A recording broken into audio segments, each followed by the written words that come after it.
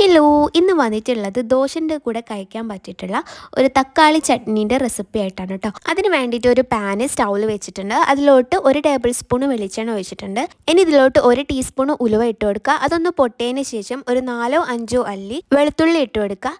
എന്നിട്ട് ഇതിലോട്ട് ഒരു 2 വറ്റൽമുളകും ചേർത്ത് കൊടുക്കുക. അതൊന്ന് മൂത്ത് വരുമ്പം ഒരു 6-7 ചെറിയുള്ളിയും ആഡ് ചെയ്ത് കൊടുക്കുക കേട്ടോ. പിന്നെ ഇതിലോട്ട് ഒരു 1.5 തക്കാളിയാണ് ഞാൻ ചേർത്ത് കൊടുക്കുന്നത്. എന്നിട്ട് കുറച്ച് കറിവേപ്പിലയും ചേർത്തിട്ട് നന്നായിട്ടൊന്ന് മിക്സ് ചെയ്ത് കൊടുക്കുക. പിന്നെ ഇതിലോട്ട് ഒരല്പം ഉപ്പ് ചേർത്ത് കൊടുക്കുക കേട്ടോ. ഇനി ഇത് നന്നായിട്ടൊന്ന് മിക്സ് ചെയ്തിട്ട് നമുക്ക് അടച്ച് വെച്ചിട്ട് കുക്ക് ചെയ്തെടുക്കാം കേട്ടോ. ഇടയ്ക്കിടയ്ക്ക് തുറന്ന് നോക്കിയിട്ട് നന്നായിട്ടൊന്ന് മിക്സ് ചെയ്ത് കൊടുക്കണം കേട്ടോ. അടിയിലൊക്കെ പിടിക്കുന്നുണ്ടോ എന്ന് നോക്കാൻ വേണ്ടിയിട്ടാണ് ഇങ്ങനെ ചെയ്യുന്നത്. പിന്നെ ലോ ഫ്ലെയിമിൽ വെച്ചാൽ മതി കേട്ടോ. ഇപ്പോൾ തക്കാളിയൊക്കെ നന്നായിട്ട് വന്നിട്ടുണ്ട്. ഇനി സ്റ്റൗ ഓഫ് ആക്കിയിട്ട് നമ്മളൊരു മിക്സീൻ്റെ ജാറിലോട്ട് ഇതിട്ട് കൊടുക്കുക. എന്നിട്ട് ചൂടാറിയതിന് ശേഷം നമുക്ക് മിക്സിയിൽ അടിച്ചെടുക്കാം കേട്ടോ.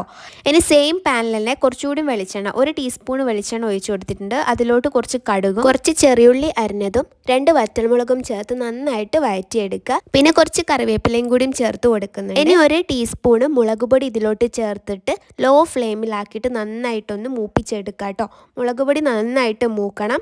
എന്നിട്ട് ഇതിലോട്ട് നമ്മൾ അരച്ച് വെച്ചിട്ടുള്ള തക്കാളീൻ്റെ ആ പേസ്റ്റില്ലേ അത് ചേർത്ത് കൊടുക്കുക. എന്നിട്ട് നന്നായിട്ട് തിളയ്ക്കാനായിട്ട് വെയിറ്റ് ചെയ്യുക കേട്ടോ.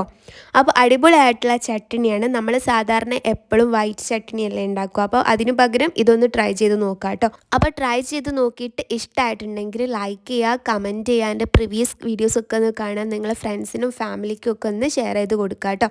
അപ്പോൾ എല്ലാവർക്കും ഒരിക്കൽ കൂടി താങ്ക് യു സോ മച്ച്.